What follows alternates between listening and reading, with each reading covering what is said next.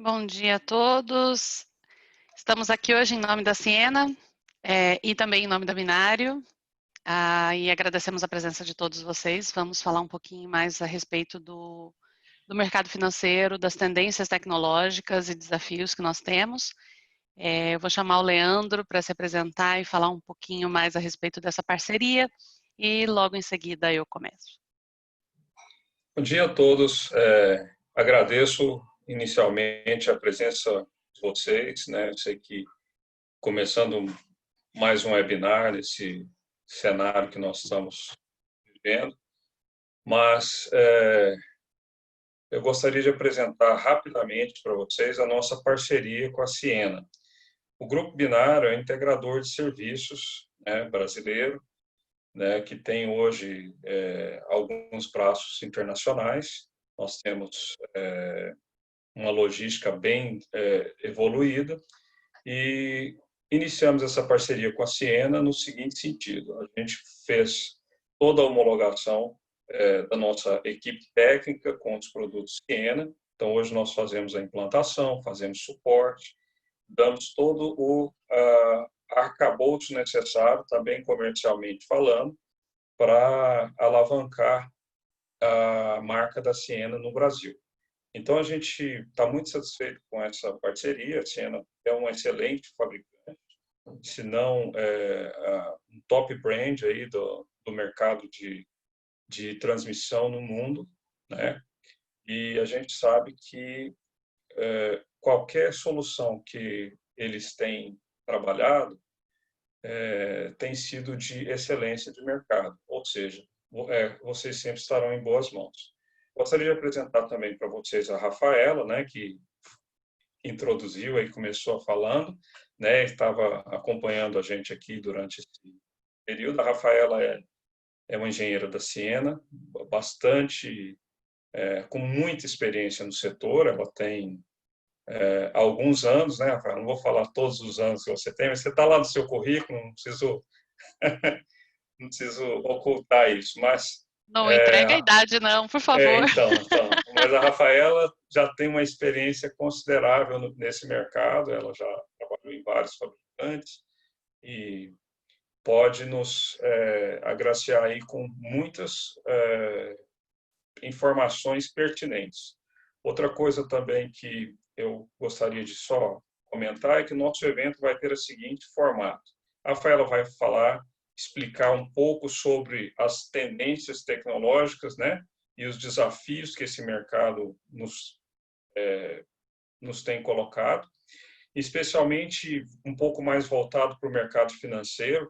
Aqui eu faço só um parênteses: a Ciena, ela trabalha com um sistema de transmissão para todo tipo de empresa. A gente fez esse webinar um pouco mais direcionado para o mercado financeiro, que quer dizer o seguinte: algumas soluções que são mais aderentes ao mercado financeiro. Não quer dizer que essas soluções só sirvam para o mercado financeiro, e nem quer dizer que a Ciena só tem soluções para o mercado financeiro. As soluções são mais aderentes, mas quer dizer, outras soluções que a Ciena tem também podem ser aplicadas para o mercado financeiro, naturalmente. E também vocês podem trazer alguns questionamentos, algumas dúvidas durante esse processo. Então, eu gostaria de deixar claro que o chat está aberto à disposição dos senhores para colocar dúvidas durante toda a apresentação. Convenientemente, a Rafaela pode responder ao longo da apresentação e, preferencialmente, ela vai responder ao final da apresentação as dúvidas técnicas que os senhores tiverem. Outra questão que é importante falar é que o evento tem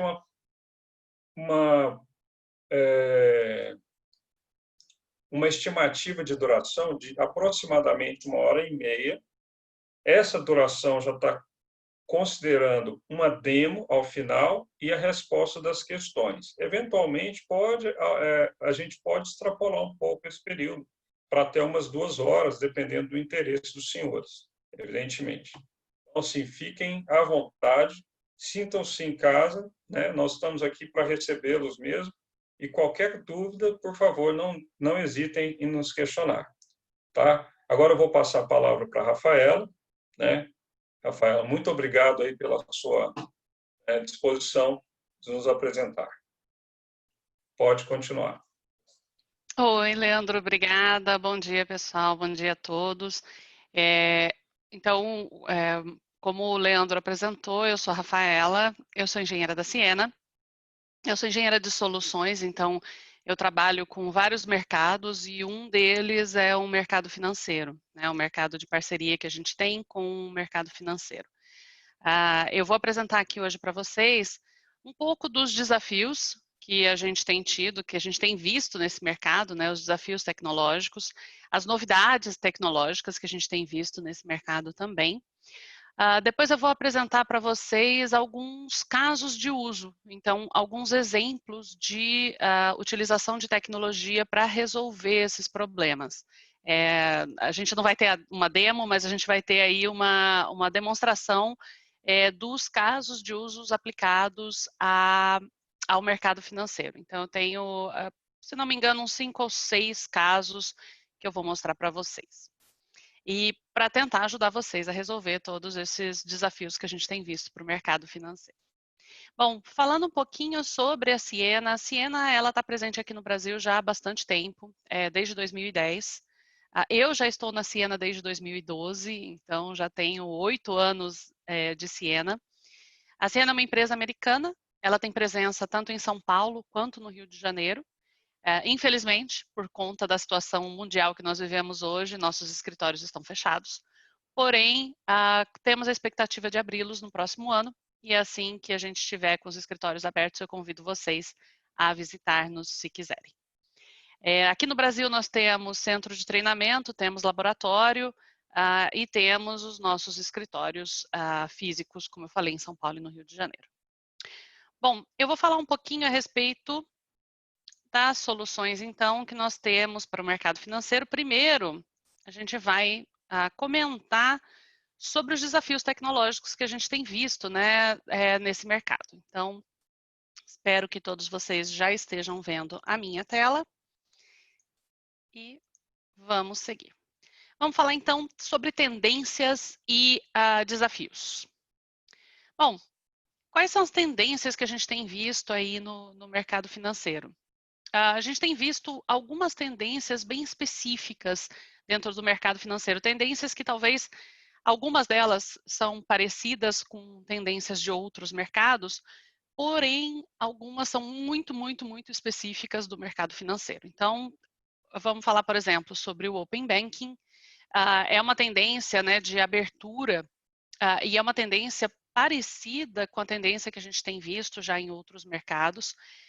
Essa tendência, ela fala sobre o uso de APIs, né, de interfaces abertas, para que você possa interconectar sistemas e trocar informações entre esses sistemas.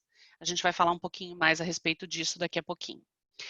Também existe uma tendência aí de cashless, ou seja, que o dinheiro físico vai desaparecer, ou que ele vai perder cada vez mais sua relevância. Então, o dinheiro já foi extremamente importante, já foi a única maneira que a gente, ou uma das únicas, ou a principal maneira que a gente trocava valores entre a gente, né, entre nós.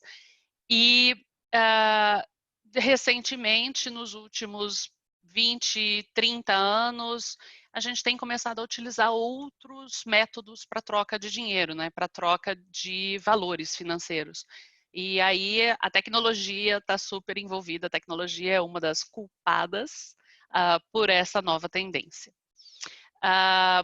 Inteligência artificial está bem em voga, não só no mercado financeiro, mas em todos os mercados, porque todos os mercados estão passando por um processo de automação. Esse é um processo que a gente tem visto cada vez mais acelerado e alguns mercados já estão um pouco mais avançados que outros. Então, mercados, por exemplo, como indústria, já tem muita inteligência artificial e muita robotização e já tem muita automatização acontecendo.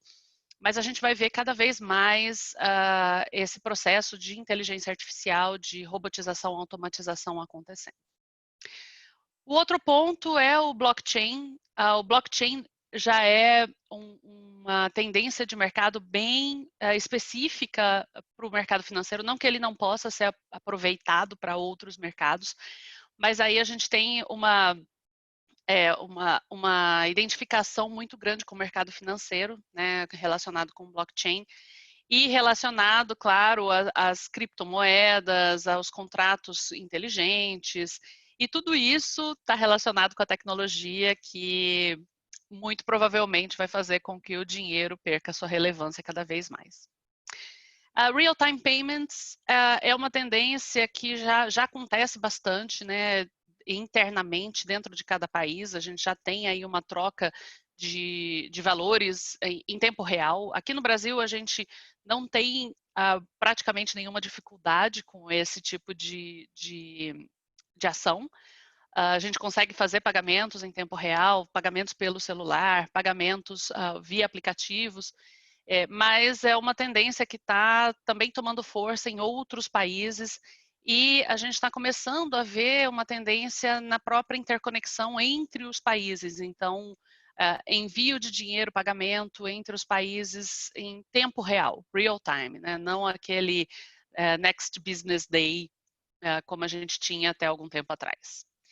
E, por último, a chegada das fintechs. Aqui no Brasil, a gente tem um cenário bem acelerado, né, com relação às fintechs, e é um grupo de empresas, né, de startups, que estão trazendo disrupção para o mercado financeiro. Vamos dar uma olhadinha também qual é o impacto que essas fintechs têm no mercado financeiro e como que a gente pode usar isso ao nosso favor. Então, vamos falar sobre cada um. Primeiro, eu trouxe aqui uma pesquisa que foi feita pelo Economist Business Unit. Essa pesquisa foi perguntando, né, para o mercado financeiro qual é a tendência que as pessoas acreditam que vai ter o maior impacto no mercado financeiro, nos bancos, efetivamente, daqui para frente.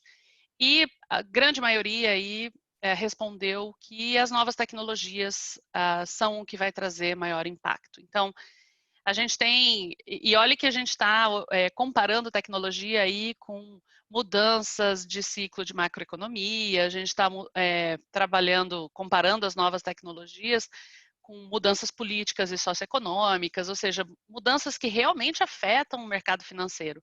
Porém, a maioria acredita que a tecnologia realmente é o que vai afetar mais, vai ser o maior impacto daqui para frente nesse mercado, muito provavelmente não só no mercado financeiro, mas sim nesse mercado também. Um outro ponto que eu achei bem interessante dessa mesma pesquisa foi qual é a prioridade, né? Foi perguntado qual é a prioridade estratégica para a sua empresa, para a sua companhia até 2025. E tem 3 pontos aqui que eu achei interessantes, que estão relacionados com a tecnologia, estão relacionados com o assunto que a gente vai falar aqui hoje. O primeiro é o Open Banking, né, que é exatamente o primeiro ponto que a gente vai comentar daqui a pouquinho. O segundo é a migração dos clientes, né, da base de clientes, da agência física para a agência virtual, né, para os canais virtuais, ou seja, para uso de aplicativo.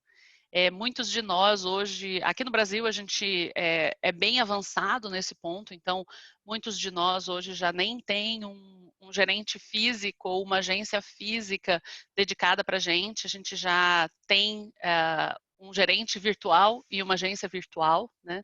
Quando a gente entra no aplicativo, a gente já sabe que a gente é um cliente virtual, a gente não é mais um cliente físico, a grande maioria.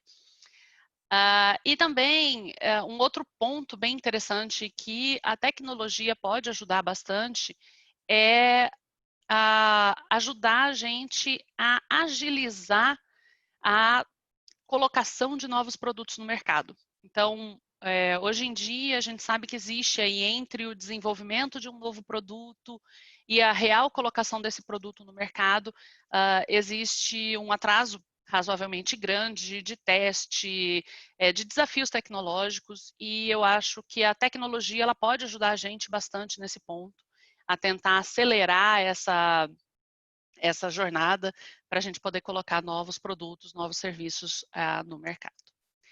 Bom, vamos falar então sobre as tendências. Eu vou começar aqui com a primeira tendência que eu comentei com vocês, que é o Open Banking. O Open Banking é uma resposta do mercado financeiro tradicional para as fintechs, né, para a presença das fintechs. O que é esse Open Banking? É você utilizar APIs, né, que são interfaces de comunicação, de programação, para fazer essa conexão entre os sistemas de bancos, entre os sistemas internos do banco e entre os sistemas externos do banco também. Qual é a vantagem? Para que eu posso utilizar essas APIs, né, essas chamadas de APIs? Ela vai permitir que você possa criar um ecossistema de capacidades aí, de interconexões. Ela vai permitir também que você possa integrar funcionalidades de outros fornecedores. Então, por exemplo, fornecedores de software, fornecedores de aplicativos, fornecedores de pedaços de software que você possa incorporar ao seu sistema. Por exemplo, existem diversos fornecedores aí que que criam software de identificação de digital, ou criam software de identificação de íris, ou criam software de identificação de face, ou até mesmo de voz. E você pode incorporar, utilizando as APIs, né, você pode incorporar esses softwares aos seus sistemas digitais, aos seus sistemas de caixa eletrônico, aos seus sistemas gerais, né, que você utiliza dentro da rede. O que eu comentei aqui é só um exemplo, que é o exemplo de identificação, mas aí você tem outros vários exemplos. Você pode, por exemplo, utilizar softwares que sejam de Big Data para análise de dados, softwares que sejam de análise de mercado financeiro. Então, você tem aí diversas opções que podem ser incorporados, softwares que podem ser incorporados aos seus sistemas, utilizando as APIs. Isso faz com que também a nossa visão de rede mude, porque até então o banco ele falava com o seu próprio data center, geralmente o data center era um data center próprio, isolado do resto do mundo, e você só precisava garantir o acesso das suas agências àquele data center específico e garantir o acesso do data center principal para o data center de backup para fazer a proteção desses dados. Hoje em dia, a gente já vê, né, uma tendência aí de mercado de você incorporar clouds, ou seja, incorporar a nuvem pública e nuvens privadas dentro desse ecossistema, dentro dessa rede.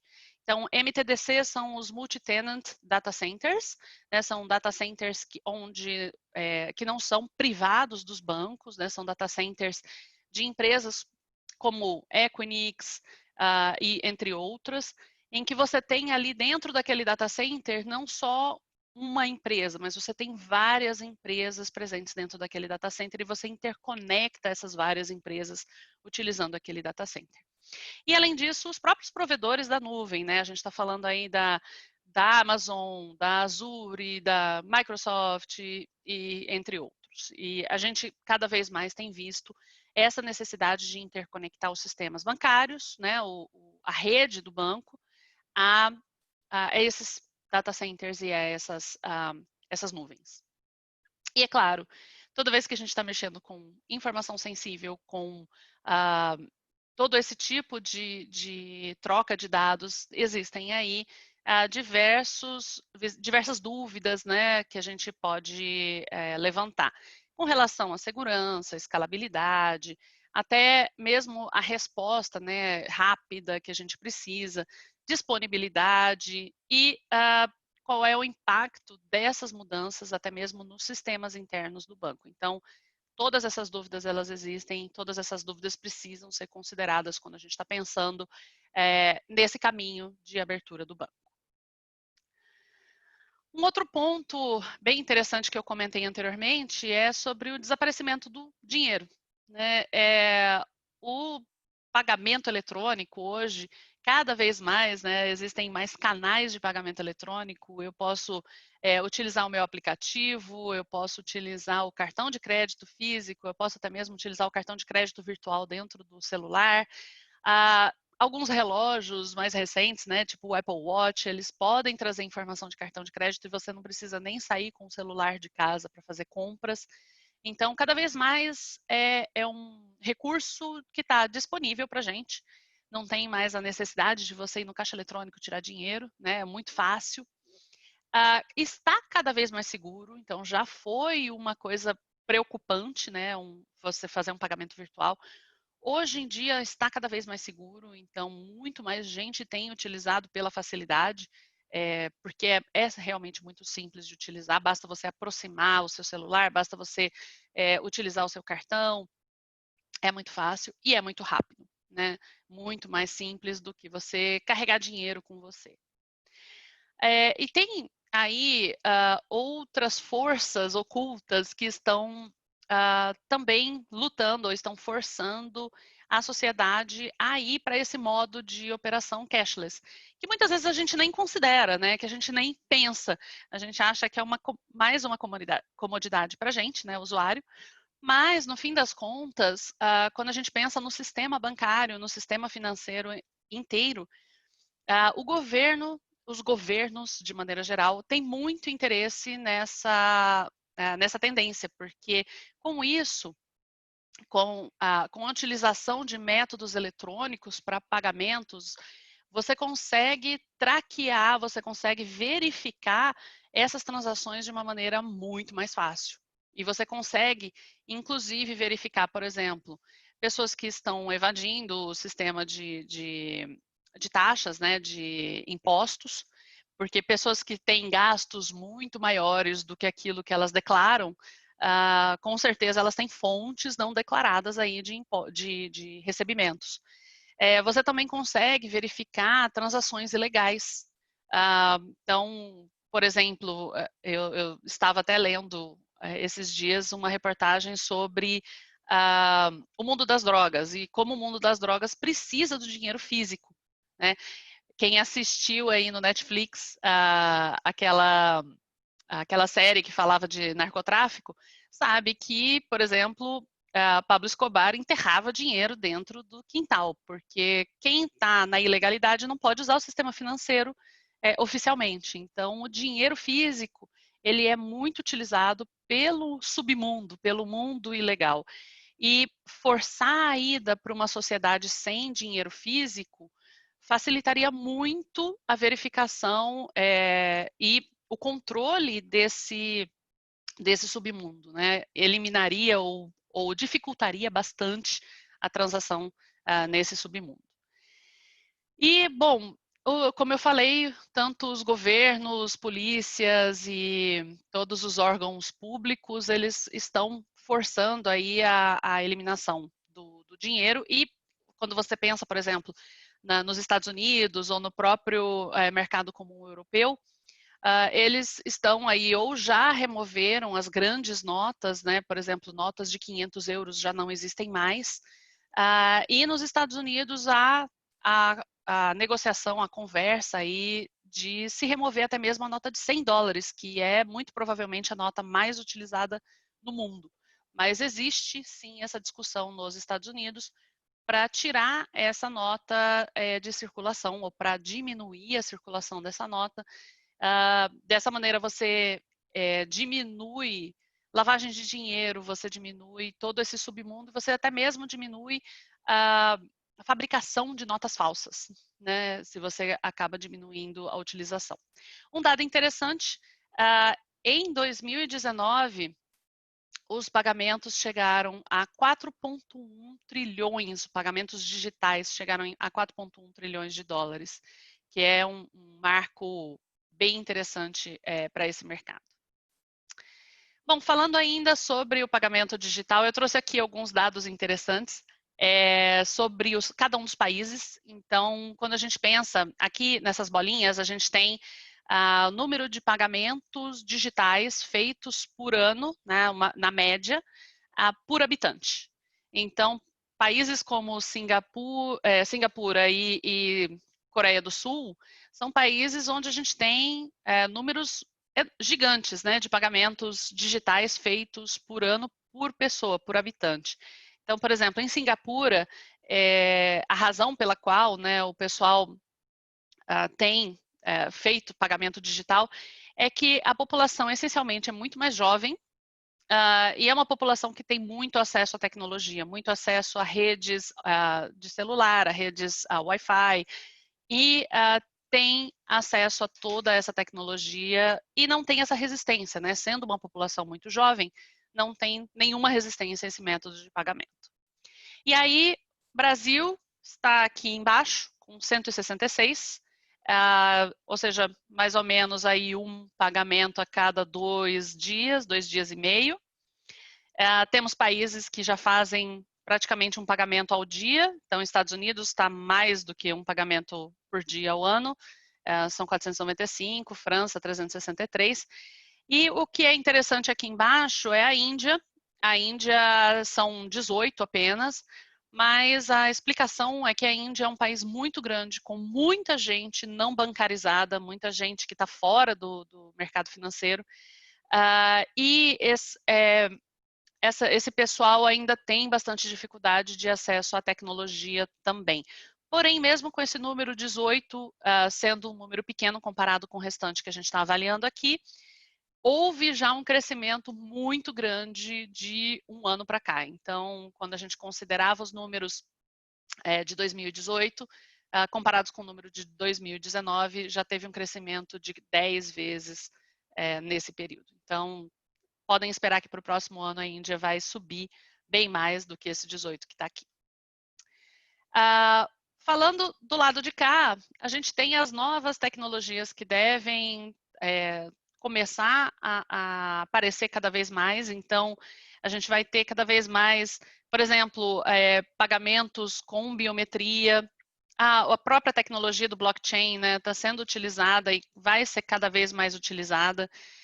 Muito provavelmente, o uso de criptomoedas vai ser permitido, né, para determinados pagamentos em alguns países, já é em alguns países e cada vez mais deve ser utilizado por outros países. A gente tem outros aplicativos se interessando por esse modelo de pagamento, então Facebook, WhatsApp, a gente tem visto aí, né, soluções aparecendo dentro desses aplicativos para que você não precise sair do aplicativo, fazer o pagamento e voltar para o aplicativo. Não, no WhatsApp você já consegue fazer algumas transferências, alguns pagamentos utilizando o próprio aplicativo do WhatsApp. Então, existem aí muitas novas tecnologias que vão acelerar cada vez mais.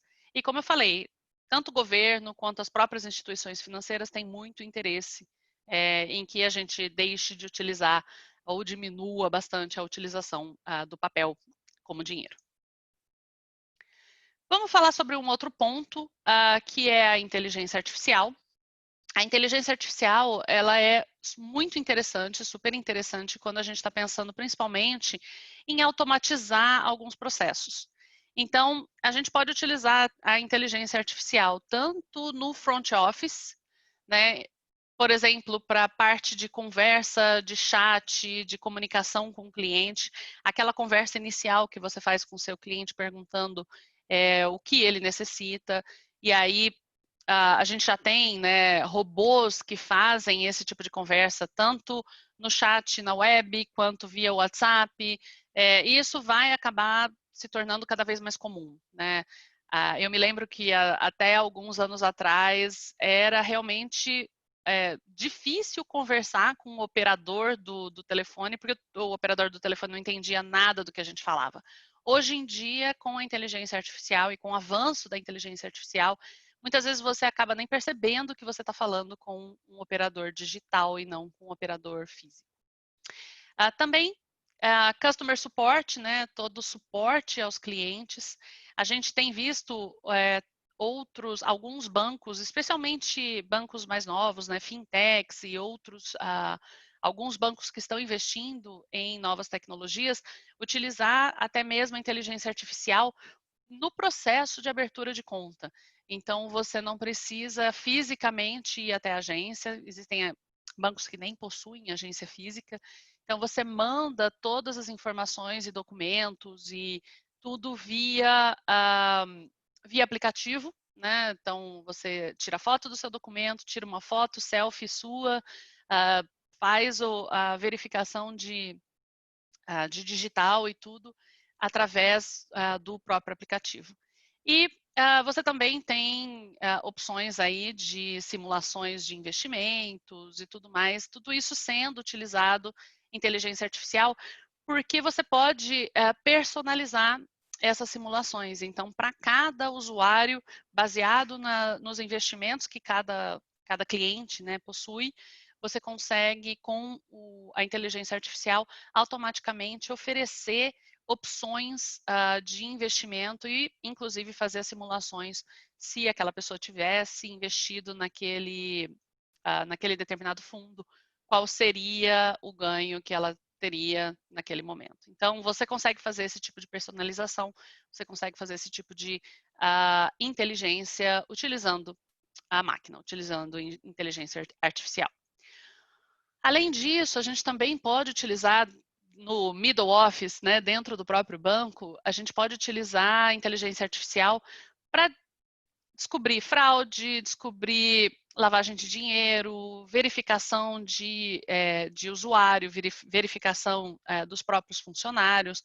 E tudo isso pode ser feito utilizando aplicativos ou aplicativos do mercado, aplicativos desenvolvidos pelo próprio banco, mas tudo isso pode ser utilizado, pode ser feito utilizando a inteligência artificial.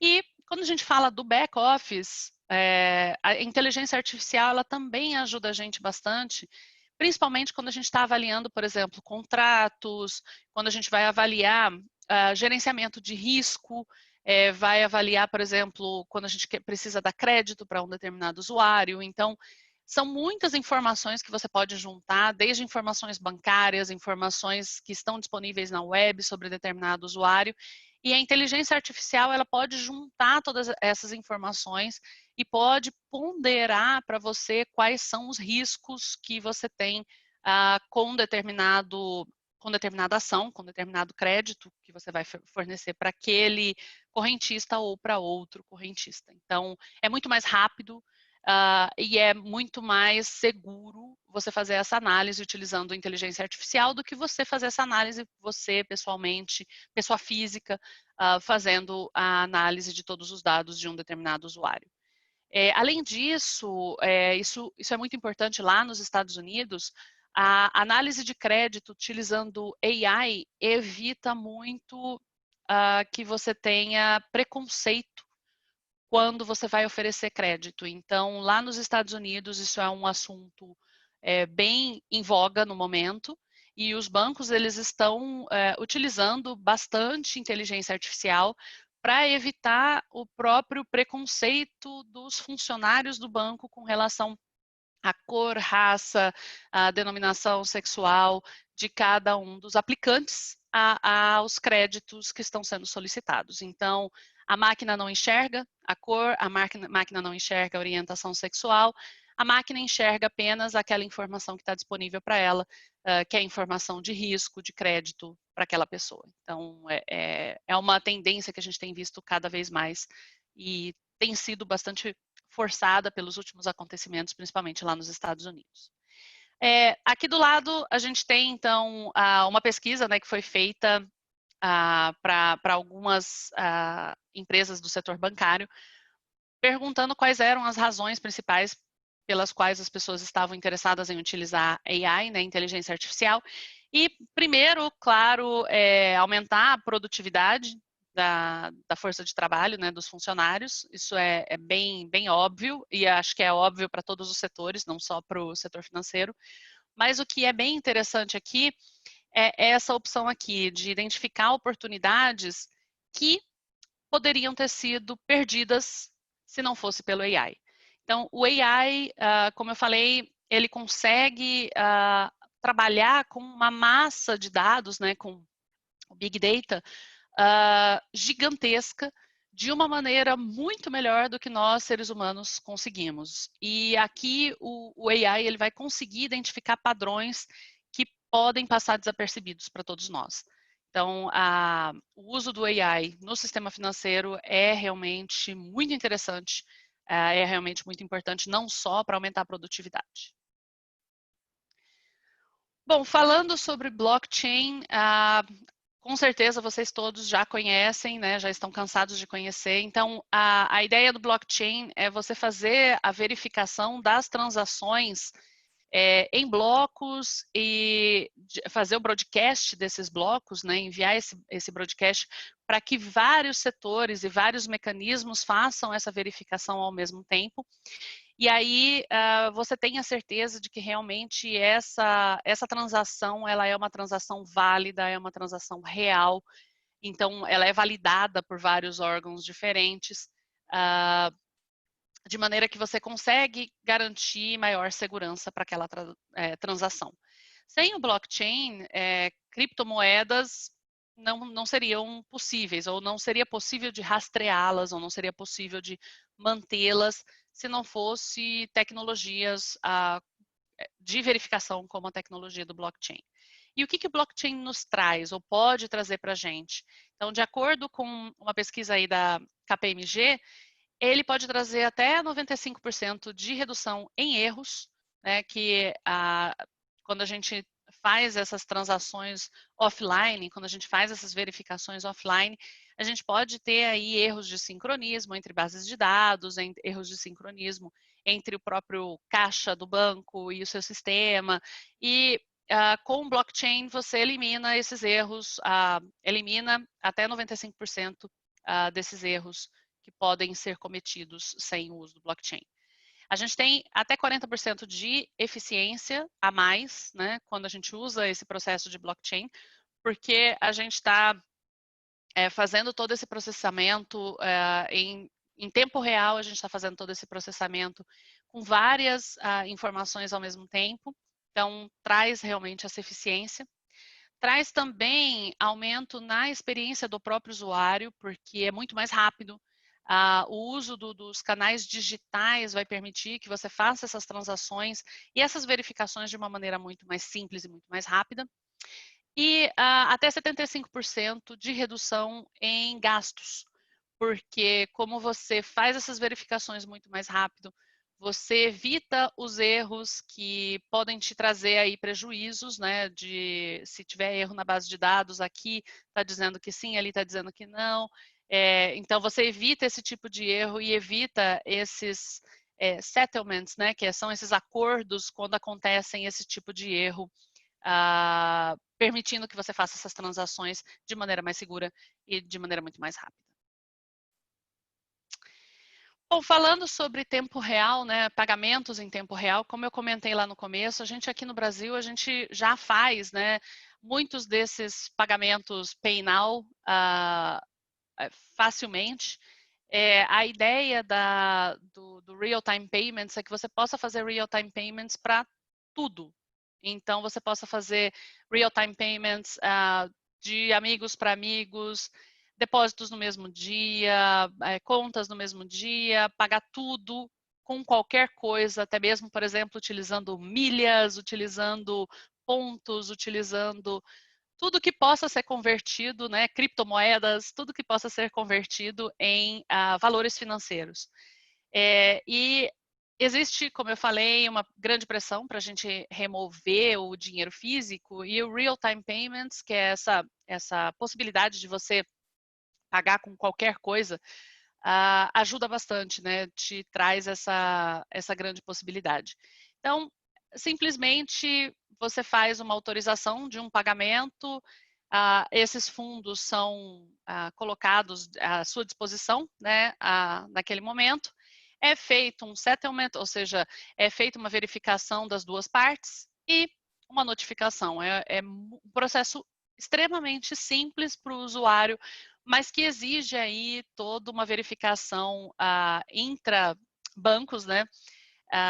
Utilizando muitas vezes blockchain, utilizando todas aquelas APIs que a gente já comentou, utilizando tudo da tecnologia que a gente tem à disposição hoje para fazer essas verificações. Então, é uma tendência mundial, é uma tendência global, a gente vê aí muitos países muito interessados, A tecnologia está ajudando bastante, né? Então, a tecnologia está acelerando bastante esse tipo de tendência e vai ser cada vez mais comum a gente passar dinheiro para o amigo utilizando só um aplicativo, passar dinheiro, pagar o supermercado utilizando talvez as milhas da empresa aérea, vai ser cada vez mais comum esse tipo de transação daqui para frente. Vamos falar também sobre fintech. Então, como eu comentei com vocês, a fintechs no Brasil já são bem avançadas. A gente tem aí no radar de fintechs no Brasil um número gigantesco de empresas. Então, a gente tem muitas empresas, por exemplo, voltadas para pagamento, né? A gente tem aqui, onde está? A gente tem ePrepag, a gente tem MyCheck, a gente tem várias empresas diferentes, né? Pagar.com, PagVeloz, Mercado Pago, né, que é uma das maiores. Então, a gente tem várias empresas voltadas para esse mercado de pagamento. A gente tem algumas empresas voltadas para o pagamento de criptomoedas. Crowdfunding, ou seja, aquelas empresas que estão buscando dinheiro, né, da comunidade para um determinado projeto. Então, tem a Vaquinha, tem a Quicante, tem várias empresas aqui nessa área. A gente tem gerenciamento de saúde, a gente tem gerenciamento de financeiro, a gente tem gerenciamento financeiro individual, a gente tem empresas financeiras, tem bancos, digital banking. Então, aqui a gente tem uma grande que é a Nubank, tem a parte de trading, tem a parte de empresas, né, do mercado financeiro, seguros. Então, nosso mapa de fintechs aqui no Brasil, ele é super avançado, ele é bem grande, a gente tem muitas empresas surgindo a cada dia nessa nova onda. Falando um pouquinho sobre onde está o impacto da fintech. Então, a fintech, ela vai impactar bastante, e está impactando já, né? Tudo que seja relacionado a bancos, né? Então, abertura de contas, ou muita gente está fora do mercado financeiro hoje, né? Muita gente ainda não tem contas, e essas fintechs, elas estão de olho nesse mercado exatamente, de olho nessas pessoas que não têm contas, para facilitar esse processo para essas pessoas. A gente também vê muitas fintechs aí na parte de pagamento de fundos e transferências, e na parte de investimentos e gerenciamento de riqueza. Então, esses são os três que devem ser mais impactados, já estão sendo e devem continuar sendo mais impactados pelas fintechs, pela chegada das fintechs. Então, aqui é uma visão mundial aí de crescimento dessas fintechs. Então, a gente vê que a América do Sul tem uma taxa de crescimento de fintechs muito grande. Isso é porque a gente ainda tem muita gente fora do mercado financeiro, fora do mercado bancário aqui no Brasil, não só no Brasil, mas no resto da América Latina, vocês vão ver daqui a pouquinho. E em alguns países como Estados Unidos, em alguns países como na Europa, esse já é um mercado bem consolidado, então o crescimento ele é um pouco menor. Mas em países onde você tem espaço, né, onde existe esse espaço, existe muita gente que ainda não tem uma conta ativa ou ainda não tem cartões de débito e crédito, as fintechs elas estão achando bastante espaço. Aqui a gente tem o exemplo, né, do unicórnio brasileiro. O unicórnio é a empresa uma startup que chegou à avaliação de mais de 1 bilhão, e a Nubank, ela tem avaliação hoje por volta de 10 bilhões, ou seja, ela já está 10 unicórnios. E a Nubank, ela cresceu muito, é uma empresa muito recente, de 2014. Ela cresceu muito, ela já tem hoje 15 milhões de clientes, hoje não, em outubro do ano passado, hoje ela já deve ter bem mais que isso. E o que ela buscou foi, a princípio, o que ela buscou foi exatamente essas pessoas que não têm conta em banco. Então, as pessoas que são unbanked. Ou seja, pessoas que não têm conta em banco, pessoas que não têm cartões de débito, cartão de crédito, pessoas que não têm acesso ao pagamento digital, pessoas que necessitavam unicamente do dinheiro físico. E essas pessoas, elas puderam, através de tecnologia, né, elas puderam aceder, entrar para esse tipo de mercado utilizando o Nubank. O primeiro produto deles foi um produto de cartão de crédito e, em seguida, há cerca de 2 anos atrás, eles abriram também suas contas e contas de investimento. E aí eles têm buscado, inclusive, clientes que hoje são clientes dos bancos tradicionais.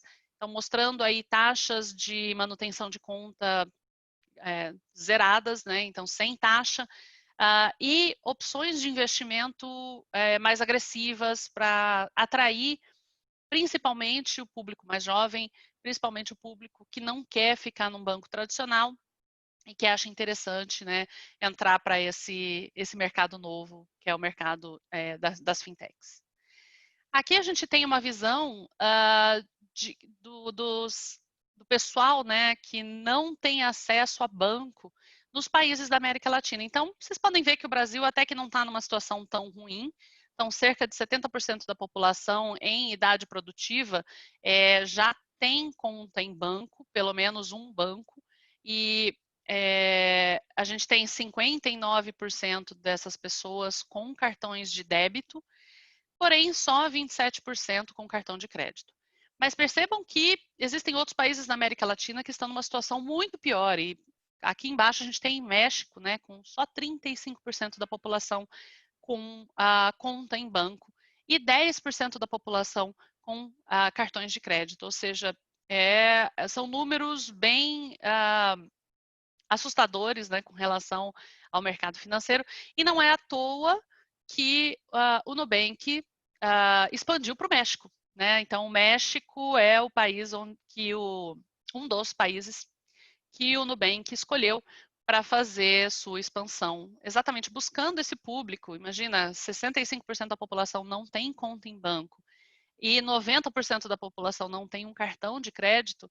É um mercado bastante grande para a expansão dessa fintech, né, da Nubank.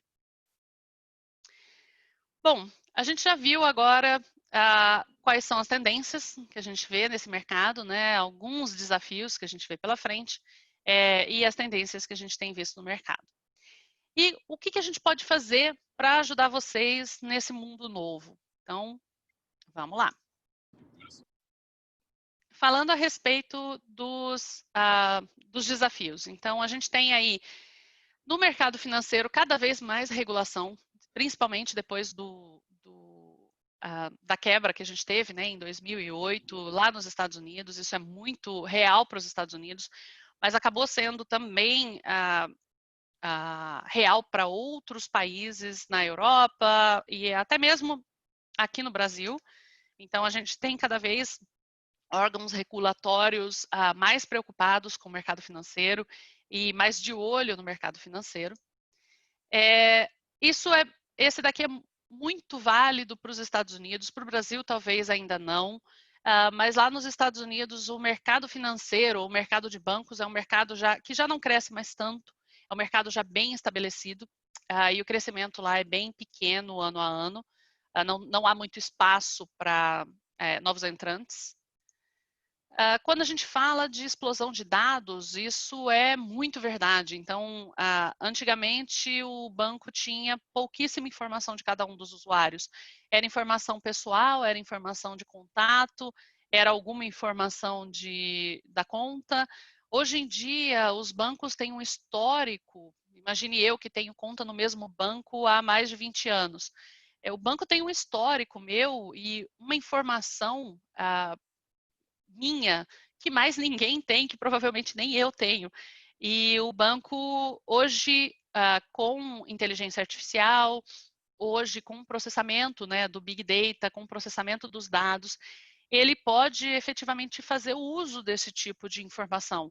Então, ele pode traçar aí tendências sobre a Rafaela, ele pode aí traçar informações sobre a Rafaela ou entender informações sobre a Rafaela que, se ele me perguntasse diretamente, eu provavelmente não responderia. mas com o acesso que ele tem a todos os meus dados, ele consegue ter essa visualização e consegue ter acesso a toda essa informação, a todos esses dados. Próximo ponto é a consolidação do mercado. Isso é válido lá nos Estados Unidos muito e pode acabar sendo válido aqui no Brasil também, porque existem alguns bancos que concentram a grande parte dos correntistas no país. Então, existe aí realmente uma consolidação grande nesse mercado financeiro. A competição das fintechs, então as fintechs têm vindo cada vez mais e cada vez com mais fôlego e cada vez querendo não só acessar aos correntistas ou as pessoas que não são correntistas, mas também querendo acessar as pessoas que já são correntistas dos bancos tradicionais, querendo tirar esses clientes, né, dos bancos tradicionais, e os bancos tradicionais precisam lutar com unhas e dentes para manter esses clientes, porque muitas vezes são bons clientes, clientes que têm bastante crédito, clientes que têm bastante volume de investimento e que acabam experimentando o novo banco e o risco de gostar pode ser grande. E com relação à segurança, né, a gente sabe, claro, que sistema financeiro é, sim, um top target quando a gente pensa nos hackers e quando a gente pensa em ataques. Então, os ataques, eles são, em grande parte, voltados para esse sistema, né, para o sistema financeiro, e qualquer ataque pode ter aí riscos e pode ter aí prejuízos incalculáveis. Então, a segurança é realmente um desafio bastante grande que a gente vê nesse mercado. Então, quando a gente junta todos esses desafios e a gente compara esses desafios com os objetivos financeiros do sistema financeiro, né, das empresas do sistema financeiro, a gente vê que a gente precisa aí, ter realmente compliance, né, das informações, a gente precisa ter essas informações todas verificadas e consolidadas. A gente precisa ter uma eficiência de gastos dentro desse banco para que você possa ser mais econômico e mais eficiente cada vez mais. A gente precisa se preocupar muito com a satisfação do cliente final, com a satisfação do seu usuário. E, por fim, a gente precisa lutar, né? Um dos objetivos é sempre lutar para manter ou crescer o market share daquela empresa financeira. E aí, vamos comparar então esses objetivos agora com soluções que possam ser aplicadas para cada um desses objetivos. Então, primeiro é o Omnichannel. O Omnichannel é o próprio atendimento a esses correntistas, esses clientes, usuários. E é importante que você garanta o melhor atendimento possível para cada um deles.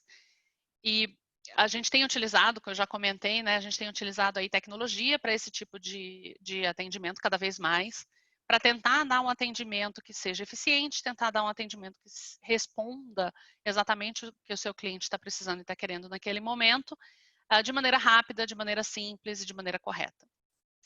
A gente tem cada vez mais análise de dados, né, o Big Data e o Analytics, a inteligência artificial fazendo uma grande parte, né, dessa história. A verificação de tudo que está sendo utilizado e gasto e todos os dados do banco, né, dados dos clientes, dados de mercado e assim por diante. Então, a Big Data é uma grande solução, Big Data e a própria análise e inteligência artificial para esses dados é uma grande solução utilizada para auxiliar vocês nos seus objetivos de negócio. Mover para a nuvem, então a gente já comentou um pouquinho, né, que existe aí um movimento bastante grande de você abrir o banco, né, abrir as APIs, abrir o seu sistema interno bancário e utilizar aplicações que são mais abertas, aplicações de terceiros, aplicações que são desenvolvidas por outros fornecedores e que possam te ajudar. E para isso você precisa fazer esse movimento, fazer o movimento para a nuvem, fazer o movimento de abertura claro, controlada, mas abertura dos seus data centers e conexão com data centers de outros provedores. A própria análise da experiência do usuário, então é uma solução, é um ponto muito importante que a gente também precisa tomar em consideração. E por fim, a otimização da própria rede de conexão das agências bancárias. Aqui a gente vai focar bastante agora nesse ponto aqui do meio, que é esse ponto, né, de movimentação para cloud, aberturas dos data centers. E o que eu vou trazer para vocês daqui em diante é quais são os desafios para esse ponto específico, né, da movimentação para a nuvem, da interconexão de data centers, da interconexão do data center próprio com os data centers de provedores, e todas as soluções que a Ciena pode te ajudar, que a Ciena pode trazer quando você está buscando esse tipo de movimentação. Bom, então, falando sobre esse ponto, geralmente o que a gente tem numa interconexão aí entre data centers, a gente tem uma rede própria, né, que conecta esses data centers, e essa rede própria, ela pode ser uma rede DWDM, ela pode ser uma rede de pacotes, ela pode ser uma rede de várias tecnologias diferentes. Ou então a gente utiliza Leased Line, ou seja, a gente utiliza aí um provedor de serviços, né, de internet. Esse provedor de serviços, ele provê essa conexão para a gente, seja através da Claro, da TIM, da Vivo, da Oi. Então, a gente pode comprar essa conexão, que é uma conexão segura, a gente pode comprar essa conexão através desses provedores de serviço. A partir de agora, a gente cada vez mais vai precisar também interconectar os data centers à cloud, às nuvens públicas e nuvens privadas que existem por aí. Então, por exemplo, alguns serviços de armazenamento da Amazon, alguns serviços de funcionalidades da Microsoft, alguns serviços, por exemplo, da SoftLayer, que é uma companhia da IBM, por exemplo, de análise de dados, de inteligência artificial. Então, cada vez mais a gente vai precisar dessa conexão. A gente vai precisar interconectar com outros data centers, e essa interconexão ela pode ser também através de uma operadora, ou ela pode ser também através de uma rede proprietária, uma rede sua, privada do banco. Aí, a gente também precisa interconectar esses data centers, ou parte desses data centers, com a web. Aí, principalmente quando a gente está falando, né, do acesso de parceiros, do acesso aos aplicativos, a aplicações que a gente tem na web. Então, a gente também precisa garantir que você tenha esse acesso tem que ser seguro. E, novamente, ele pode ser através de uma operadora de serviços ou de uma conexão própria. E a gente vai precisar sempre interconectar os nossos parceiros, os nossos anéis das agências. A gente vai precisar cada vez mais interconectar as nossas agências aos nossos data centers, e a gente vai precisar cada vez mais conectar cada um dos prédios, cada um dos órgãos às nossas agências e aos nossos data centers. Isso tudo pode ser, novamente, através de serviços de operadoras, ou pode ser através de rede própria, ou um misto dos dois. O que a gente tem visto muito é que existe aí esse movimento, né, dessa transformação da rede em movimentação em direção à nuvem. E o que está puxando, né, o que está forçando essa movimentação, que a gente tem visto com bastante força, são exatamente aqueles pontos que eu comentei antes. Então,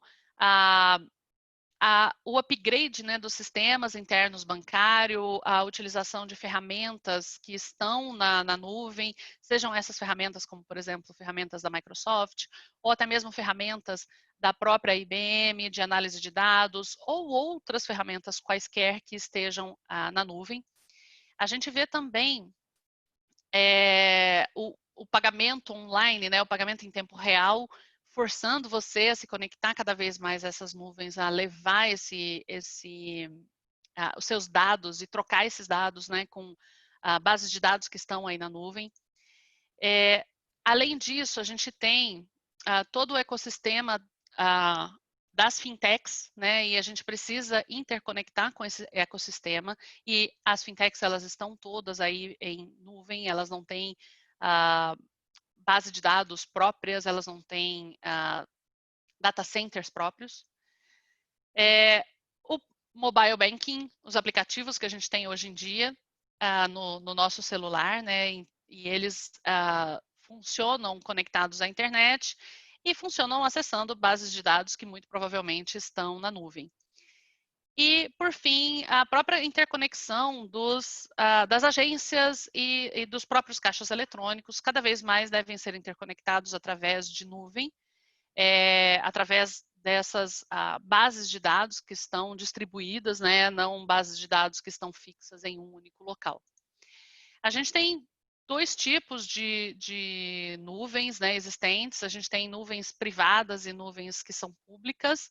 E muitos bancos, na verdade, estão utilizando o misto, né, dos dois, dependendo do tipo de aplicação. Então, nuvens privadas para algumas aplicações, nuvens públicas para algumas aplicações. E uma das grandes razões pela qual a gente tem visto essa migração de alguns sistemas e de alguns dados para a nuvem é que a manutenção de um data center ela é bastante dispendiosa. Então, para manter um data center, você tem aí um consumo altíssimo de power, né, de energia. Você tem um alto custo no espaço desses data centers. Então, os data centers eles têm ficado cheios de equipamentos muito rápido, o crescimento foi muito rápido e a construção de novos data centers é muito complexa, porque esses data centers eles precisam estar próximos de grandes centros, para que você não tenha muito atraso nessa comunicação, para que você não tenha distâncias muito grandes. E é cada vez mais difícil de você encontrar aí terrenos, né, grandes em que você possa construir esses data centers. Além do mais, a própria construção do data center ela é dispendiosa, porque você precisa de muitos níveis de segurança dentro desses data centers. Então, o custo do metro quadrado dentro de um data center, seja um data center próprio seu, seja para você alugar um data center de algum provedor de data center, é bastante caro. Além disso, no data center, muitas das operações e muitos dos gerenciamentos são manuais. Isso faz com que o gerenciamento não seja muito eficiente. E toda a parte de comutação de tráfego, muitas vezes é também ineficiente dentro do data center. Então, como houve esse crescimento, houve essa explosão no crescimento de tráfego dentro do próprio data center e entre data centers, muitas vezes os switches que você tem internamente, muitas vezes os equipamentos que você tem internamente para fazer essa comutação, esse switch, não são os mais eficientes, não são os mais modernos e acabam trazendo bastante ineficiência para a sua comunicação. Além disso, existem também desafios na interconexão desses data centers. Então, quando você vai fazer aí o espelhamento dos dados entre data centers, você tem aí alguns desafios pela frente. Primeiro, a capacidade, né, que você vai poder trafegar. Então, muitas vezes você tem uma capacidade limitada, seja porque você comprou essa conexão de um provedor e esse provedor, obviamente, limita essa capacidade, ou seja porque você tem um sistema próprio e muitas vezes esse sistema foi comprado há algum tempo atrás e a capacidade que você tem não foi feito um upgrade e você mantém uma capacidade aí da ordem de alguns gigas. Você também tem limites nas distâncias. Aí as próprias aplicações, né, que você utiliza dentro do seu data center, aplicações da IBM, aplicações de Fibre Channel, elas possuem óbvio, limitações em termos de latência, em termos de atraso, em termos de distância, que você pode interconectar. Então, é uma limitação que você também tem. Dependendo da solução que você utiliza nessa interconexão, você pode ter aí uma alta latência sendo acrescentada na sua rede, ou por mínima que seja, né, uma latência que vá atrapalhar essa sincronização dos dados entre os data centers. E o gerenciamento dessa latência ele pode ser complexo dependendo da tecnologia que você está utilizando nessa interconexão. E ela pode estar até mesmo fora das suas mãos, no caso de você estar comprando esse serviço de interconexão de um parceiro, de uma operadora. Então, muitas vezes você não tem o controle sobre essa latência em suas mãos, porque você acaba comprando essa interconexão de outro provedor. E, claro, tem um custo razoavelmente alto por bit, principalmente quando a gente está comprando essa interconexão, porque é um serviço que, teoricamente, precisa ter alta disponibilidade, precisa ter rapidez, veloz, ele precisa ser veloz e ele precisa ter uma latência mais baixa do que serviços tradicionais que as operadoras vendem. Então, ele tem um custo premium, com certeza, muito mais alto do que custos de interconexões corporativas tradicionais.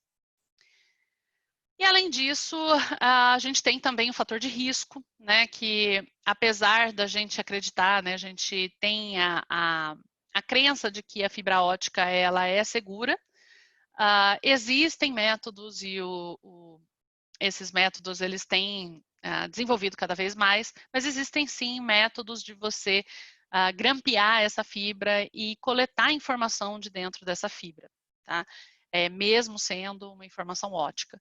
Então, por isso, sistemas que garantam a segurança dessa transmissão de dados, eles podem ser bem interessantes quando a gente está falando sobre interconexões de data center. Como que a Ciena pode ajudar? A Ciena, ela tem uma ideia de rede adaptativa. O que é essa rede adaptativa? Então, a rede adaptativa, ela é um ciclo constante que começa com uma infraestrutura programável, então uma infraestrutura de equipamentos que são programáveis, equipamentos que são configuráveis, que podem ser adaptados a diversas condições que você encontra dentro da sua rede.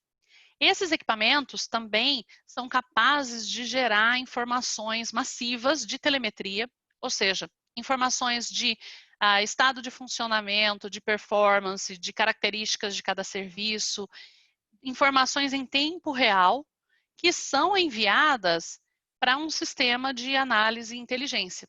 Esse sistema de análise e inteligência, utilizando AI, utilizando machine learning, utilizando big data, vai verificar essas informações, vai verificar tendências, vai verificar possíveis falhas, vai verificar tudo que está acontecendo com cada um dos seus serviços, tudo que está acontecendo com cada um dos seus equipamentos e componentes, e vai sugerir alterações ou sugerir modificações que podem ser feitas na rede para garantir uma melhor performance e uma melhor utilização dos serviços. Então, essas modificações elas são sugeridas para um sistema de controle e automação, né, um sistema que gerencia esses equipamentos, e esse sistema de gerenciamento, né, esse sistema de controle e automação, em conjunto com os operadores, vai executar essas alterações dentro da minha rede.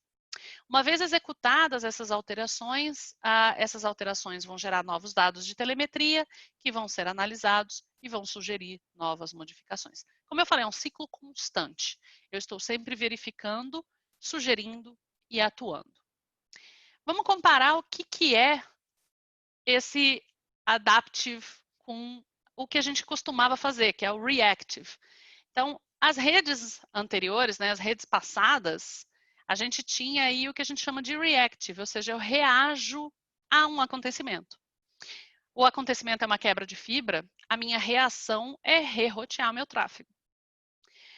Só que isso não é mais suficiente no mundo de hoje. O mundo de hoje é um mundo em constante mudança, é um mundo adaptativo, é um mundo que se adapta. A gente precisa de tecnologias que possam se adaptar. Então, o exemplo que eu trouxe aqui é o exemplo do Waze, todo mundo conhece.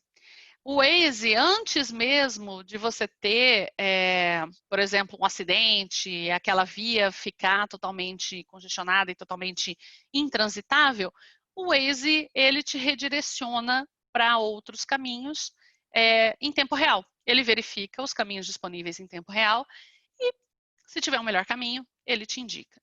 A rede adaptativa é mais ou menos isso. Então, imagine que você tem uma rede aí com alguns caminhos disponíveis e o caminho principal é o caminho que todo mundo está utilizando.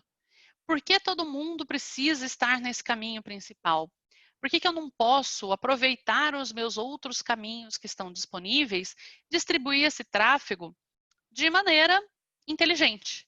Então, é isso que essa é uma das coisas que a rede inteligente, a rede adaptativa pode fazer por você. Onde que a Ciena entra em tudo isso? Então, a Ciena, ela tem toda a parte de software, de controle e automação, que vocês veem aqui em cima, que é o Blue Planet. Então, é um conjunto de softwares que são abertos. Esses softwares, eles gerenciam cada um dos elementos da sua rede, eles gerenciam cada um dos componentes da rede e serviços. A gente tem também ferramentas de análise e inteligência que vão analisar esses dados que estão sendo gerados pela rede, vão sugerir as adaptações e modificações que podem ser executadas. A Ciena tem a infraestrutura programável, seja nas redes óticas, sejam nas redes de pacotes.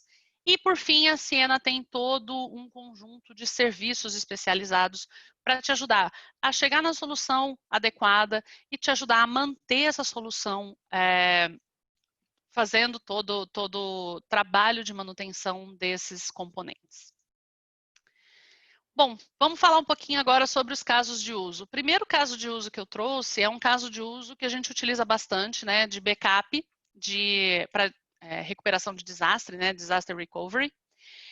Esse caso de uso ele pode ser um caso de uso utilizado entre data centers do mesmo banco. Ele pode ser também entre data center do banco e um data center de outro provedor, como uma Equinix que eu comentei antes. E você pode também ter comunicações entre o seu data center e a nuvem. Então, esse caso de uso ele se aplica a todas essas situações. A ideia aqui é que você tenha uma conexão que seja de alta capacidade, né? Uma conexão que seja escalável, escale além de 100 GB, comece aí de 1, 10, 100, 200, 300, 800. Então, ele escale conforme o seu tráfego vai crescendo. Seja uma solução de baixa latência e tenha opções aí de criptografia que a gente vai ver mais adiante. Então, é interessante que você tenha aí a banda escalável, que você possua essa banda, essa capacidade, alta capacidade de banda, para que você tenha, né, a recuperação dos seus dados em caso de algum desastre, que você possa ter uma rede e aplicações que dependam de sincronismo para distâncias aí grandes, como distâncias até de 400 quilômetros, e que suporte também muitos dos protocolos que você tem nessas comunicações entre data centers. Protocolos como a próprio Ethernet, mas também a Fiber Channel, também outros tipos de protocolo de storage, protocolos legados e assim por diante. Um outro caso de uso que está bem relacionado é o caso do DCI, né? Interconexões entre diversos data centers. Então, não só para replicação de dados, mas para a própria interconexão entre esses data centers. Então, esses dois casos de uso, eles estão bastante interconectados entre si. A ideia aqui é que você tenha, né, que você possa ter serviços escaláveis que chegam de 10 GB a 800, de ultra low latency e que permitam criptografia.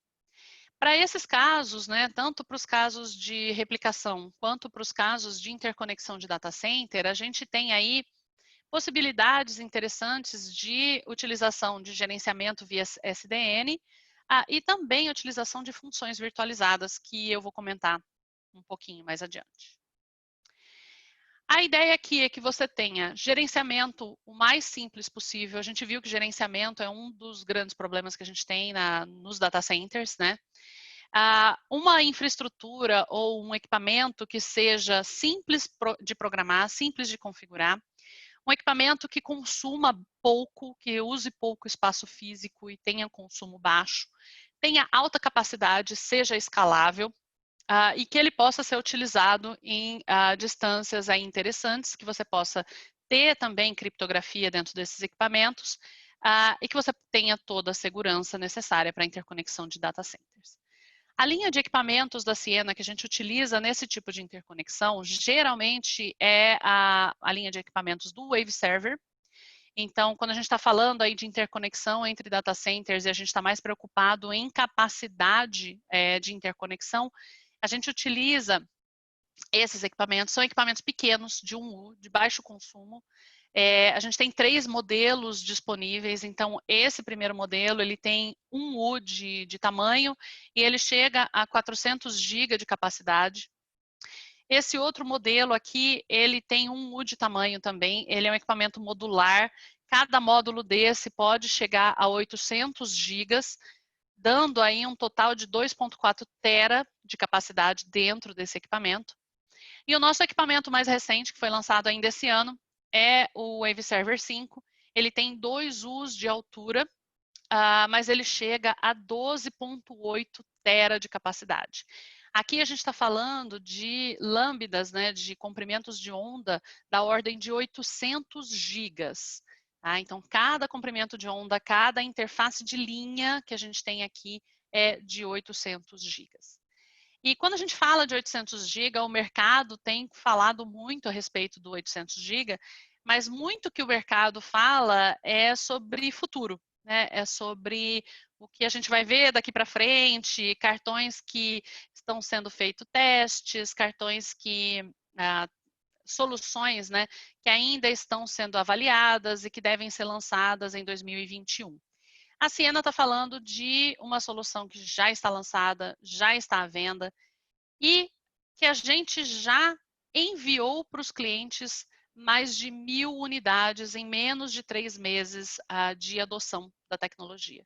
Então, aqui a gente pode ver a utilização submarina, utilização terrestre. Então, já foram enviados mais de 1.000 unidades desse equipamento, dessa tecnologia de 800 gigas.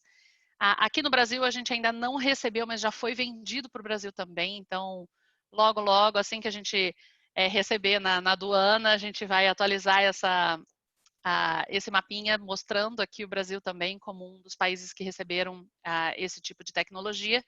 Então, a Ciena não está falando de uma coisa de futuro, a Ciena está falando de uma coisa atual, uma coisa que já está aqui pronta para hoje.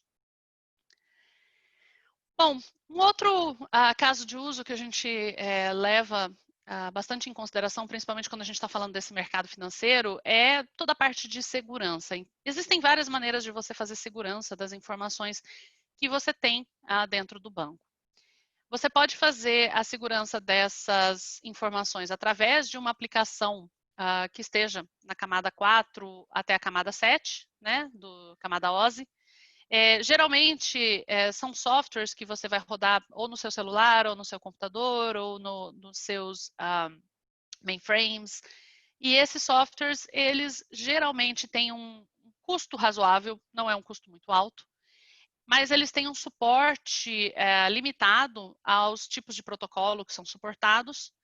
Você tem aí uma perda de capacidade, porque você é obrigado a colocar, né, um payload adicional de criptografia. Então, você tem aí uma perda de performance na sua capacidade razoável, entre 2% a 10%.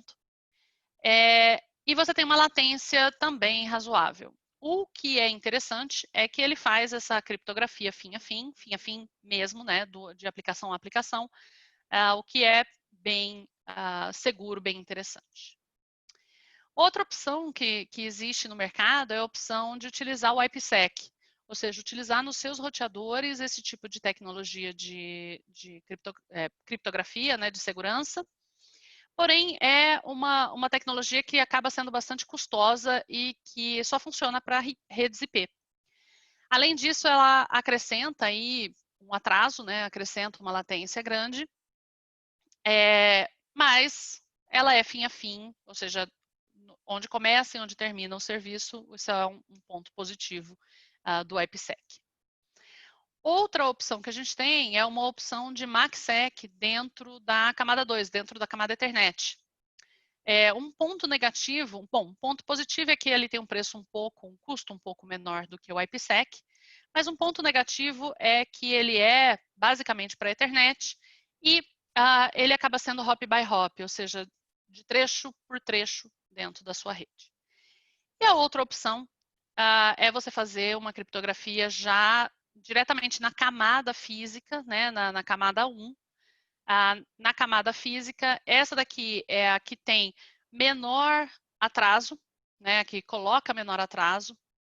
Geralmente é uma criptografia que é feita em hardware, por isso que ela tem esse atraso baixo. Ela é super flexível, então geralmente você tem aí uma diversidade grande em tipos de interfaces que você pode criptografar. Você praticamente não tem perda, né, na transmissão, porque toda a informação de criptografia ela é enviada no próprio cabeçalho do pacote ATN, então você não tem esse tipo de perda, e ela tem um custo razoavelmente baixo quando comparado com os outros tipos de criptografia. Então, vamos dar uma olhadinha em um caso de uso, né, que é o caso de uso de criptografia para soluções de segurança. E a gente tem duas opções aqui, a criptografia no hardware, ou seja, a criptografia na camada física, e a criptografia como funcionalidade virtual que pode ser acrescentada dentro dos seus equipamentos. Então, essas duas opções, né, a criptografia ela pode ser uma criptografia baseada em hardware e ela pode ser também uma criptografia baseada em funcionalidade virtual, e essa funcionalidade virtual ela pode ser a funcionalidade do fornecedor que você quiser. Então, a gente tem aí diversas opções que podem ser utilizadas dentro dos equipamentos da Ciena, e a gente vai ver um pouquinho mais adiante. A ideia é que você tenha o máximo de segurança nas suas comunicações, né? Tanto nas suas comunicações diretas, onde a gente faz a criptografia em hardware, tanto também nas comunicações que são comunicações variáveis. Então, aqui, por exemplo, a gente está mostrando uma chamada, né, de uma agência bancária para outra agência bancária, onde a gente está fazendo a criptografia da aplicação de vídeo em uma chamada, e depois a gente faz a criptografia da aplicação de vídeo na outra chamada também. E um ponto interessante é que criptografia, dependendo de como você coloca ela na sua rede, ela pode ser bastante complexa. Então, a criptografia ela pode trazer toda a complexidade de você ser obrigado a colocar um hardware adicional. Ela pode também ter a complexidade do próprio gerenciamento das chaves de encripção, né, da solução. Você também, dependendo do tipo de aplicação que você tem, do tamanho dos pacotes dessa aplicação que você tem, você pode também ter aí um impacto grande na capacidade. Então, quanto mais alto na camada você está fazendo essa criptografia, maior o impacto que você pode ter, principalmente em aplicações que utilizam pacotes pequenos de transmissão. E com relação à latência, em alguns casos, né, como é o MACsec e o IPsec, você pode acrescentar bastante latência quando comparado com a criptografia em camada 1 ou criptografia na camada física. Aqui é só uma frase interessante, né, que a Amazon ela disse que cada vez que eles diminuíam o tempo de acesso ao website deles em 100 milissegundos, eles tinham 1% de aumento no revenue. 100 milissegundos é um piscar de olhos, e isso acabava mexendo com 1% no aumento do revenue da empresa. Para vocês verem como latência é importante. Muitas vezes a gente não dá a devida importância para a latência, mas cada dia, cada vez mais, é mais importante, sim, a gente se preocupar com a latência de cada um dos serviços que a gente tem. Bom, criptografia não precisa ser complexo. Então, quando a gente faz a criptografia no hardware, né, que é a criptografia utilizando, por exemplo, nossa solução do WaveLogic, a criptografia ela é feita entre os equipamentos de transmissão e ela é gerenciada por uma ferramenta que chama MyCryptoTool. Essa ferramenta ela faz o gerenciamento fim a fim dessas chaves de criptografia. Então, essa solução ela é simples, ela é integrada diretamente na rede de transporte. Ela provê a criptografia para uma variedade de clientes aí, desde clientes Ethernet até outros tipos de clientes também. A gente consegue prover uma comunicação em ultra baixa latência e a criptografia, como ela é feita em hardware, ela é uma criptografia sempre on, né? Ela sempre está ligada, ela não é desligável, ela não é desconectável. A gente tem também chaves diferentes aí, tanto para a autenticação quanto para o processo de encriptação. Isso é muito interessante do ponto de vista de segurança da transmissão.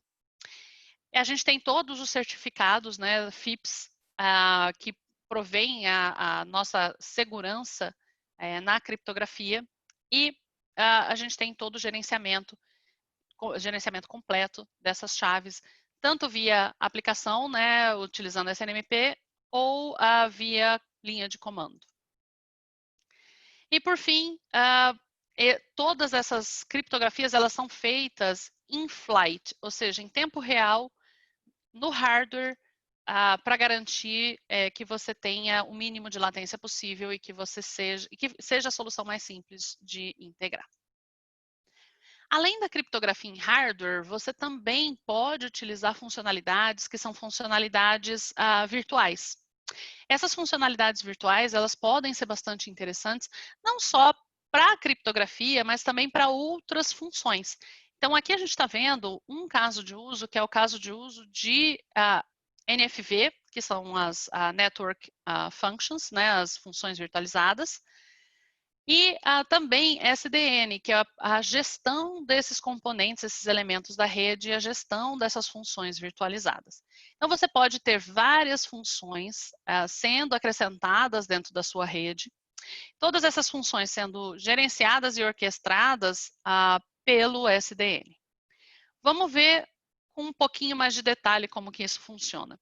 Numa rede normal, numa rede física, né, você tem muito provavelmente dispositivos físicos para cada uma das funcionalidades. Então, você tem um dispositivo físico que faz a função de firewall, um dispositivo físico que faz a sua criptografia, um dispositivo físico que faz roteamento, SD-WAN, acesso ao WAN, acesso à rede ótica e assim por diante.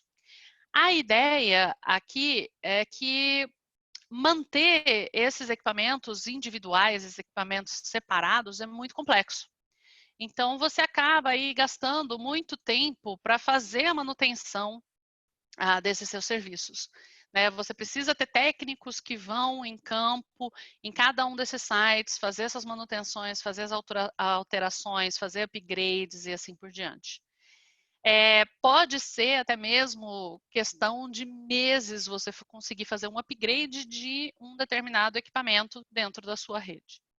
Quando você usa funções virtualizadas, você sai de um cenário onde você tem essa bagunça, né, onde você tem vários componentes, vários equipamentos conectados entre si, com vários cabos saindo, é um cenário meio assustador, e você passa para um cenário onde você tem um único equipamento. Esse equipamento é um equipamento já que a gente chama de carrier grade, ou seja, ele tem toda a garantia de funcionamento, garantia de disponibilidade, você tem duplicidade de fonte, duplicidade de alimentação, de ventilação, processamento. Então, ele é um equipamento que é feito para não falhar. E aí, dentro desse equipamento, você consegue virtualmente acrescentar as funções virtuais, né? Acrescentar SD-WAN, acrescentar Firewall, acrescentar criptografia e assim por diante. E qual é a grande vantagem? Quais são essas grandes vantagens? É você consolidar uma solução que é menos complexa, uma solução que utiliza menos alimentação, né, menos energia e menos espaço e menos ventilação. É uma solução que te dá muito menos problemas, porque são muito menos hardwares, muito menos pontos de falha, e é uma solução mais barata, tanto em termos de CAPEX, né, de investimento da solução, também em termos de OPEX, porque a sua própria operação da rede é muito mais fácil. Como que a Ciena trabalha? Onde está a Ciena nesse mundo virtualizado? A Ciena ela pode prover para você tanto o hardware, né, que é o equipamento que a gente utiliza para colocar essas funções virtualizadas, quanto também a gestão das funções que você utiliza através da nosso sistema de gerenciamento e orquestração, que é o Blue Planet. A nossa intenção aqui é ser o mais aberto possível para que você possa utilizar a melhor função virtualizada que você quiser, que você não fique preso a um único fornecedor de funções virtualizadas, que você tenha agilidade para ativar e desativar e modificar essa sua função, e que essa função seja programável para que você possa fazer as modificações que você quiser. Então, falando sobre a linha de hardware, esses são dois exemplos, né, que a gente tem de hardware que podem ser utilizados nessas funções virtualizadas. Aqui você tem as portas físicas, né, as interfaces físicas de interconexão desses equipamentos, e você tem a opção aqui de acrescentar um módulo de processamento onde essas funções virtualizadas vão ser processadas. Então, dependendo da quantidade de funções virtualizadas que você quer acrescentar nesse equipamento, você vai escolher um módulo específico, um módulo que tenha uma capacidade média de processamento, um módulo, por exemplo, que tenha uma capacidade larga ou grande de processamento, que permite aí que você tenha até mais de 3 funcionalidades ao mesmo tempo instaladas dentro do equipamento. Então, aqui no exemplo, eu tenho roteamento, eu tenho SD-WAN e eu tenho firewall rodando dentro dessa CPU, né, desse módulo x86, dentro desses meus equipamentos, substituindo os equipamentos físicos que eu poderia ter. E essas funções virtualizadas, será que elas são funções virtualizadas da própria Ciena? Não, como eu comentei com vocês, a Ciena ela preza muito pela abertura. Então, você pode escolher a função virtualizada de quem você quiser. Se eu quiser colocar roteador, eu posso colocar roteador da Juniper, posso colocar roteador da Cisco. Se eu quiser colocar firewall, eu tenho opções aí como Palo Alto, Checkpoint, Fortinet. Então, eu tenho diversas opções de fornecedores de funções virtualizadas que podem ser acrescentadas dentro do meu equipamento. Esses daqui são alguns exemplos que já foram verificados em laboratório e em redes reais, né, nos equipamentos da Ciena. Mas você pode também colocar outros fornecedores, além desses que estão mostrados aqui. Um outro caso de uso que a gente pode ajudar vocês é, por exemplo, quando a gente está falando de interconexões de serviços de GDPS, né, que são serviços de redundância geográfica dos mainframes da IBM. E esses serviços, eles utilizam interfaces específicas, né, interfaces dedicadas para esse tipo de comunicação, interfaces ISC, interface Fiber Channel e outros tipos de interfaces que são dedicadas para esse mundo de mainframe. E a Ciena ela tem toda a certificação e toda a capacidade para fazer essas interconexões da maneira que vocês quiserem. Então, é necessário suporte, né, a todos os protocolos que são utilizados e é necessário que esses protocolos sejam suportados em sistemas de alta capacidade. Então, a Ciena, como eu falei, ela é totalmente certificada, tanto pela IBM quanto por outros órgãos de certificação, que eu vou mostrar daqui a pouquinho, e a gente pode trazer essa solução para vocês também. Esse sistema, ele pode evoluir com o tempo e a Ciena, como mantém essa certificação sempre atualizada, a Ciena pode evoluir junto com você, trazendo sempre a solução mais moderna para a sua interconexão. Aqui estão alguns dos programas que a Ciena é certificada. Então, a gente tem certificação na Dell, a gente tem certificação Brocade, IBM, HP, entre outros, além de Cisco, EMC, Juniper e assim por diante. Então, se você tiver alguma interconexão que você precise fazer e você não está confortável ou você não sabe se essa interconexão vai funcionar, você pode vir conversar com a gente. Venha conversar com a Ciena, que a Ciena vai te mostrar todas as certificações de funcionamento, certificações que foram feitas pelos laboratórios dos próprios fornecedores e fabricantes dos mainframes e das aplicações voltadas para o sistema financeiro. E, por fim, eu tenho mais 2 casos apenas, que é o caso de uso de ultra low latency. Então, principalmente quando a gente está falando sobre trading, né, que a gente está falando interconexões entre bolsas, interconexões entre sistemas, onde qualquer atraso pode custar milhões, a gente precisa ter uma solução aí de interconexão que seja de super baixa latência, que possa interconectar esses sistemas com amplificação, com sistema óptico e até mesmo com criptografia de baixa latência. E a Ciena, ela pode te ajudar nessas interconexões. A gente tem aí sistemas de interconexão de 1 GB a 800 GB. E esses sistemas, eles vão te dar aí o mínimo de latência, por exemplo, fazendo compensação de dispersão eletrônica com sistemas coerentes. A gente tem soluções de amplificação com Raman para garantir que você possa alcançar distâncias mais longas com um mínimo de atraso. A gente tem também transponders que têm um modo de processamento de ultra low latency para evitar ou para diminuir ao máximo o processamento dentro dos equipamentos. A linha de equipamentos que a gente utiliza nesse tipo de solução, tanto na solução que a gente comentou sobre a solução dos mainframes da IBM, quanto também nas soluções que são utilizadas de low latency. Geralmente essa linha de equipamentos aqui é a linha de equipamentos 6500. É uma linha que já está bastante consolidada no mercado, muitos de vocês ou já possuem na rede de vocês, ou já conhecem de alguma outra maneira, talvez porque o serviço que vocês compram do provedor de serviços utiliza essa linha de equipamentos. Então, a gente tem essa linha de equipamentos presente aqui nas grandes operadoras no Brasil e também em grandes operadoras no mundo inteiro. Então, são mais de 600 clientes no mundo.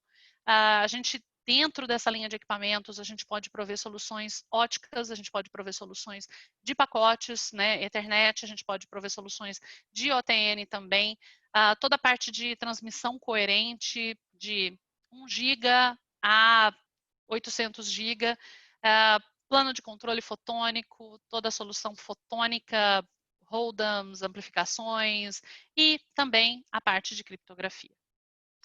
Então, com isso, eu encerro toda a minha apresentação.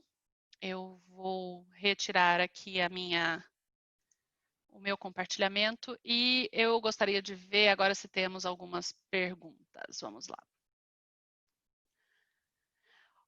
LGPD, qual deve ser a principal estratégia das fintechs?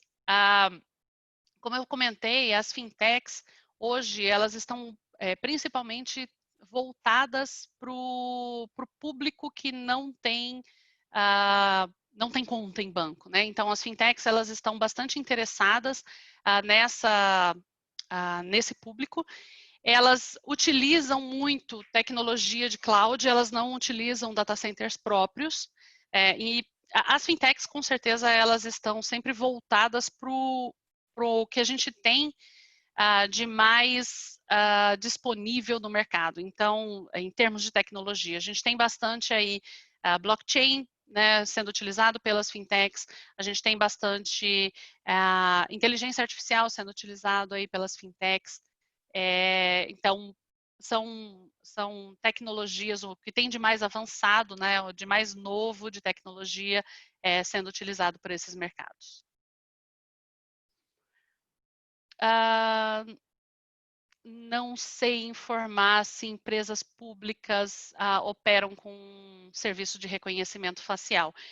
Eu acho que é muito provável que, se não está sendo utilizado nesse momento, eu acredito que deve ser utilizado. A gente tem visto, existem muitas soluções no mercado, né, para tecnologia de identificação de reconhecimento facial, não só de reconhecimento facial, mas de reconhecimento de digital, de reconhecimento de íris, de vários outros tipos de identificação de pessoa física, né, de usuário.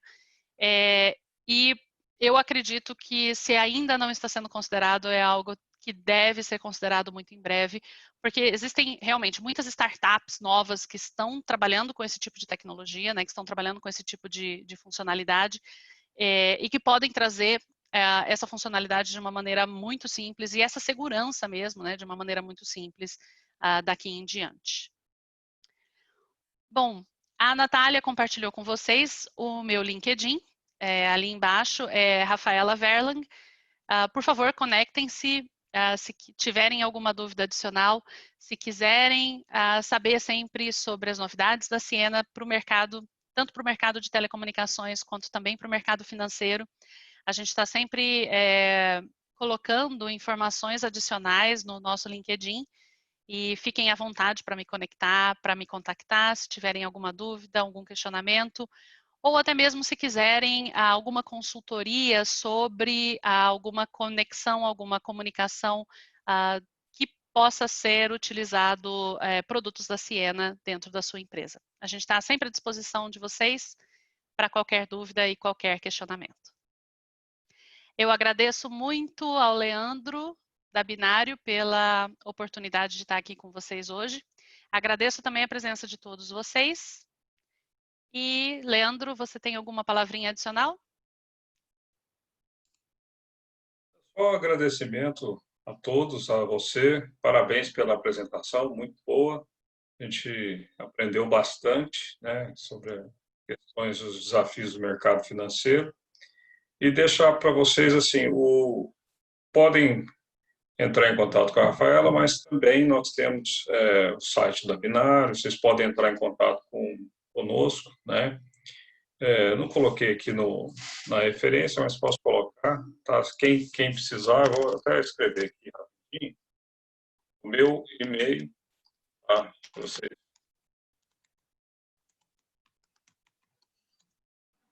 Que se alguém quiser também fazer algum contato, ter alguma dúvida, vocês podem nos contactar.